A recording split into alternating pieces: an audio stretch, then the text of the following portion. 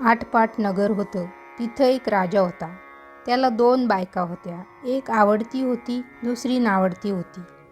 आवडतीचं नाव पाटमाधव राणी आणि नावडतीचं नाव चिमादेव राणी होतं. त्या राजाला एक शत्रू होता. त्याचं नाव नंदबणेश्वर होतं. तो क्षणी उडे, क्षणी बुडे, क्षणी पाताळी जाई असा राजाच्या पाठीस लागला होता. त्यामुळे राजा फार वाळत चालला होता.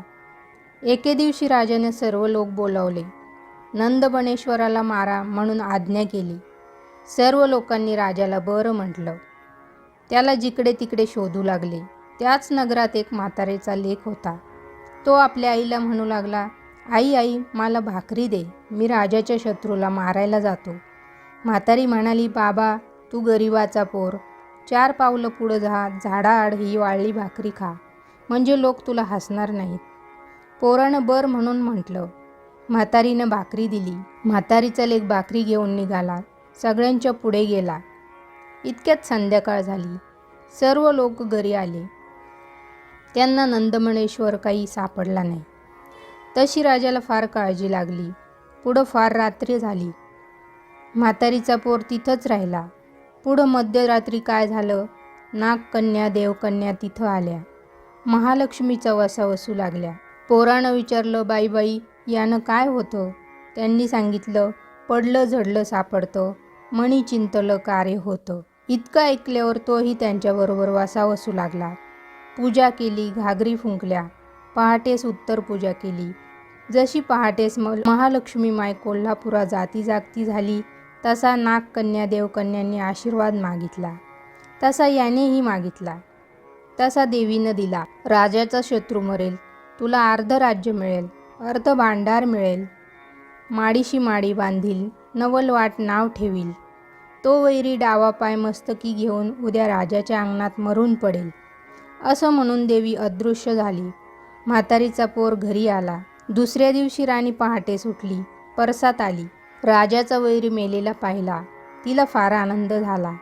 तशी तिनं ही गोष्ट राजाला जाऊन सांगितली. राजानं चौकशी केली. म्हातारीचा पोर सगळ्यांच्या मागं होता.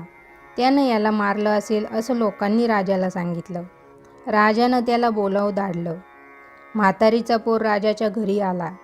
त्यानं राजाला विचारलं, राजा आळ नाही केला, अन्याय नाही केला, मला इथं का बोलावलं? राजा म्हणाला, भिवू नकोस, माझा वैरी नंदबणेश्वर कोणी मारला? सगळे लोक तुझं नाव सांगतात, याचं कारण काय ते सांग. पोर म्हणाला, राजा मी मारला नाही, पण तो देवीच्या वरानं मेला. राजा म्हणाला, ती देवी कोणती? तिला तू कुठं भेटलास? पोर म्हणाला, सगळ्यांच्या पाठीमागून निघालो, त्यांच्या पुढे थोडासा गेलो, शिळी भाकर झाडाआड करून खाल्ली. येता येता रात्र झाली. झाडाखाली वस्ती केली. नागकन्या देवकन्या तिथं आल्या. त्यांनी महालक्ष्मीचा वसा वसला. त्याची मी चौकशी केली. पुढं मी पूजा केली, घागरी फुंकल्या. पहाटेस महालक्ष्मी माय कोल्हापुरात जाती झाली. सर्वांना आशीर्वाद दिला तसा मलाही दिला. तुला आशीर्वाद काय मिळाला? मला आशीर्वाद असा मिळाला, राजाचा शत्रू मरेल, तुला अर्ध राज्य मिळेल, अर्ध भांडार मिळेल, माडीशी माडी बांधील, नवलवाट नाव ठेवील. असं म्हणून देवी अदृश्य झाली. मग आम्ही उत्तर पूजा केली. तातू घेऊन घरी आलो. तो तुझं बोलावणं आलं. राजानं हकीकत ऐकली. आनंद झाला. पोराला अर्ध राज्य दिलं, अर्ध भांडार दिलं, माडीशी माडी बांधून दिली, नवलवाट नाव ठेवलं. पुढं म्हातारीचा पोर आनंदाने वागू लागला. ही बातमी आवडत्या राणीला समजली. राणीनं नवलवाटाला बोलावून धाडलं. महालक्ष्मीचा वसा कसा म्हणून विचारलं. नवलवाटानं तातू दाखवला. तिला सांगितलं, अश्विन मास येईल, पहिली अष्टमी येईल, त्या दिवशी 16 सुतांचा तातू तेल हळद लावून करावा. 16 दुर्वा 16 तांदूळ घेऊन तुळशीची पंचामृती पूजा करावी. ज्याला हा वसा घेणं असेल त्यानं तातूची पूजा करावी. तातू हातात बांधावा. दुसरी कहाणी चतुर्थी व तिसरी चतुर्दशीला करावी. याप्रमाणे दर अश्विन मासी करावं. असा तिनं वसा समजून घेतला. आपले ते व्रत पाळू लागली. पुढे एके दिवशी काय झालं, राजा राणीच्या महाली आला. सारीपाट खेळू लागला. राजानं राणीचा तातू पाहिला. हे काय म्हणून विचारलं. राणीनं तातूची हकीकत सांगितली. राजा म्हणाला, माझे घरी हारे बहू, दोरे बहू, कांकण बहू, कळाचे बहू, व्रताचे सूत तोडून टाक, मला याची गरज नाही. पुढं रात्र झाली. राजा राणी निजली. सकाळी दासी बटकी महाल झाडू लागल्या. केरात त्यांना तातू सापडला. दासींनी तो तातू नवलवाटाला दिला. त्याला राणीचा फार राग आला. इतक्यात काय चमत्कार झाला, त्याला नावडती राणी भेटली. तिनं तो तातू मागितला.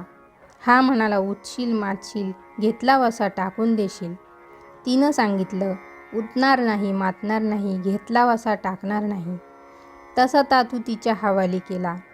वसा सांगितला. पुढं अश्विन मास आला. पहिली अष्टमी आली. त्या दिवशी काय चमत्कार झाला. देवी महालक्ष्मीने म्हातारीचं सोंग घेतलं. पाटमाधव राणीचे महाली गेली. महालक्ष्मीची तिला आठवण आहे किंवा नाही हे पाहू लागली. तो घरात कोठे काहीच तयारी दिसेना. तेव्हा ती पाटमाधव राणीला म्हणू लागली, अगं अगं पाटमाधव राणी, पुत्राची माय, आज तुझ्या घरी काय आहे? राणीनं उत्तर दिलं, आज माझ्या घरी काही नाही. तेव्हा ती राणीला पुन्हा म्हणू लागली, अगं अगं पाटमाधव राणी, पुत्राची माय, म्हातारीला पाणी देशील तर तुझ्या राज्याला पुरे होईल. राणीनं उत्तर दिलं, म्हातारीला तांब्यावर पाणी दिलं तर माझ्या राज्याला पुरणार नाही. तेव्हा म्हातारीनं पुन्हा पाटमाधव राणीला हाक मारली, अगं अगं पाटमाधव राणी, पुत्राची माय, म्हातारीला दही भाताची शिदोरी देशील तर तुझ्या राज्याला पुरे होईल. राणी म्हणाली, म्हातारीला दही भाताची शिदोरी दिली तर माझ्या राज्याला पुरणार नाही. म्हातारीला राग आला. तिनं शाप दिला. तो काय दिला? सवतीच्या नानी डाराडुरी करीत असशील, अर्ध अंग बेडकाचं, अर्ध अंग मनुष्याचं, अशी होऊन पडशील. इतकं राणीनं ऐकलं. खदाखदा हसली. पुढं म्हातारी निघून गेली. ती चिमादेव राणीच्या महाली आली. इकडे तिकडे पाहू लागली. तो तिला जिकडे तिकडे गडबड दिसली. एकीकडे पूजेचं साहित्य दिसलं, दुसरीकडे महालक्ष्मीचा मुखवटा मांडलेला पाहिला. तिनं चिमादेव राणीला विचारलं, अगं अगं चिमादेव राणी, पुत्राची माय, आज तुझ्या घरी काय आहे? तिनं उत्तर दिलं, आज माझ्या घरी महालक्ष्मी आहे. तेव्हा म्हातारी म्हणाली, कशाने ओळखावी, कशाने जाणावी? तो ती सकाळी कुवारीन झाली, दुपारी सवाशीण झाली, संध्याकाळी पोक्त बाई झाली. अशा तिन्ही कळा तिला पालटून दाखवल्या. नंतर राणीनं तिला घरात बोलावलं, नाव माखू घातलं, पितांबर नेसायला दिला, चौरंग बसायला दिला. राणीनं व नवलवाटानं तिची पूजा केली. संध्याकाळ झाली. देवीसमोर दोघंजण घागरी फुंकू लागले. तसा घागरींचा आवाज राजाचे कानी गेला. धुपाचा वास महाली आला. तशी राजाने चौकशी केली. शिपायांना हाक मारली. नावडतीच्या घरी आवाज कशाचा येतो तो तुम्ही पाहून या. शिपाई नावडतीच्या घरी आले. महालक्ष्मीचं दर्शन घेतलं. तसेच ते परतले. राजाच्या महाली आले. पाहिलेली सर्व हकीकत सांगितली. तसा राजा म्हणाला, मला तिथं घेऊन चला. शिपाई राजाला घेऊन राणीकडे आले. राणीनं पंचारती ओवाळली. राजाचा हात धरला. मंदिरात घेऊन गेली. सारीपाट खेळू लागली. खेळता खेळता पहाट झाली. पहाटेस महालक्ष्मी माय कोल्हापुरा जाती जागती झाली. तशी राणी म्हणाली, माय मला आशीर्वाद दे. महालक्ष्मी म्हणाली, तुला आशीर्वाद काय देऊ? राजा तुला सकाळी घेऊन जाईल आणि तुझी सवत तुझ्या नानी डाराडुरी करील. अर्धे अंग बेडकाचे, अर्धे अंग मनुष्याचे, अशी होऊन पडेल. तशी चिमादेव राणीनं तिची प्रार्थना केली की तिला इतका कडक शाप देऊ नये. तसं देवीने सांगितलं. राजा तिला 12 वर्ष वनात तरी धाडील. असं म्हणून देवी अदृश्य झाली. उजाडल्यावर राजानं तिला रथात घातलं. वाड्यासमोर घेऊन आला. पाटमाधव राणीला निरोप धाडला की राजा राणीला घेऊन येतो आहे, तिला तू सामोरी ये. तशी ती फाटकं तुटकं नेसली. घाणेरडी चोळी अंगात घातली. केस मोकळे सोडले. कपाळी मळवट भरला. जळतं खापर डोकीवर घेतलं आणि ओरडत किंचाळत पुढं आली. तो राजानं विचारलं, ओरडत किंचाळत कोण येत आहे? भूत आहे की खेत आहे? शिपायांनी सांगितलं, भूत नाही, खेत नाही, तुझीच राणी तुला सामोरी येत आहे. राजा म्हणाला, तिला रानात नेऊन मारून टाका. असा शिपायांना हुकूम केला आणि आपण उठून महाली आला. राजा राणी सुखानं नांदू लागली. इकडे शिपायांनी पाटमाधव राणीला रानात नेलं. तिला राजाचा हुकूम सांगितला. राणी मुळूमुळू रडू लागली. तसं शिपायांनी सांगितलं, बाई बाई रडू नको, आम्ही तुझ्या हातचं खाल्लेलं प्यालेलं आहे. आमच्यानं काही तुला मारवत नाही, म्हणून आम्ही तुला सोडून देतो. पुन्हा तू या राज्यात काही येऊ नको, असं म्हणाले. राणीला तिथं सोडून दिलं आणि आपण निघून नगरात आले. नंतर ती तशीच फिरता फिरता एका नगरात गेली. पहिल्यानं कुंभाराच्या आळीत गेली. तिथं नव्या राणीला नवा कळस घडवीत होते, परंतु एकही कळस उतरेना. तेव्हा त्यांनी चौकशी केली. नव माणूस कोण आला आहे? तो ही सापडली. त्यांनी तिला हाकलून पिटून लावलं. पुढं ती कासाराच्या आळीत गेली. तो तिथे नव्या राणीला नवा चुडा करीत होते, पण एकही चुडा उतरेना. तेव्हा चौकशी केली, नवं माणूस कोण आला आहे? तेव्हा ही सापडली. लोकांनी तिला हाकून पिटून लावलं. तिथून निघाली ती सोनाराच्या आळीत आली. तिथं नव्या राणीला नवा दागिना घडवीत होते, तो एकही दागिना उतरेना. तेव्हा त्यांनी चौकशी केली, नवं माणूस कोण आला आहे? तेव्हा ही सापडली. त्यांनी तिला तिथून हाकून पिटून लावलं. तिथून निघाली साड्यांच्या आळीत गेली. तो तिथं नव्या राणीसाठी नवा साडा विणीत होते, पण एकही साडा उतरेना. मग त्यांनी चौकशी केली, नवं माणूस कोण आला आहे? इकडे तिकडे पाहू लागले. तो ही सापडली. मग तिला तेथून हाकून पिटून लावलं. जाता जाता ऋषींची गुफा दृष्टीस पडली. तिथं गेली. तो ऋषी ध्यानस्थ बसले होते. ती तिथेच राहिली. ऋषी स्नानाला गेले म्हणजे ही आपली झाड सारवण करी, पूजेचं मांडून ठेवी. अशी तिनं 12 वर्ष सेवा केली. ऋषी प्रसन्न झाले आणि म्हणाले, इथं झाड सारवण कोण करतं? त्यानं माझ्यासमोर यावं. तशी ती ऋषींच्या पुढं आली. नमस्कार केला. ऋषींनी झाड सारवण करण्याचं कारण विचारलं. ती म्हणाली, अभय असेल तर सांगते. ऋषींनी अभय दिलं. राणीनं पहिल्यापासून हकीकत सांगितली. ऋषींनी पोथ्या पुस्तकं वाचून पाहिली. तो तिच्यावर महालक्ष्मीचा कोप आहे असं समजलं. ऋषींनी तिच्याकडून महालक्ष्मीची पूजा करविली. रात्री घागरी फुंकविल्या. पहाटे महालक्ष्मी माय कोल्हापुरात जाती जागती झाली. तसा राणीनं आशीर्वाद मागितला. देवी रागवली होती. ऋषींनी देवीजवळ क्षमा मागितली होती. देवीनं उशाप दिला, या झाडाखाली सगळी तयारी कर. पाय धुवायला पाणी ठेव, चंदनाची उटी ठेव, फराळाची तयारी कर, कापुरी विडा ठेव, वाळ्याचा पंखा ठेव. त्या सगळ्याला तुझ्या हाताचा वास येऊ लागेल. राजा इथं आज उद्या येईल. तहानेला असेल. त्याचे शिपाई थंड पाण्याचा शोध करतील. ते ही सगळी तयारी पाहतील. राजाला जाऊन सांगतील. नंतर राजा इथं येईल. त्याप्रमाणे दुसऱ्या दिवशी तिथं राजा आला. थंडगार छाया पाहिली. स्वस्थ बसून विश्रांती घेतली. नंतर पाय धुतले. पोटभर फराळ केला. पाणी प्याला. कापुरी विडा खाल्ला.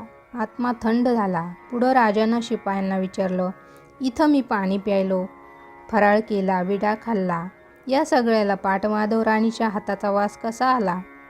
शिपाई म्हणाले, अभय असेल तर सांगतो. राजानं अभय दिलं.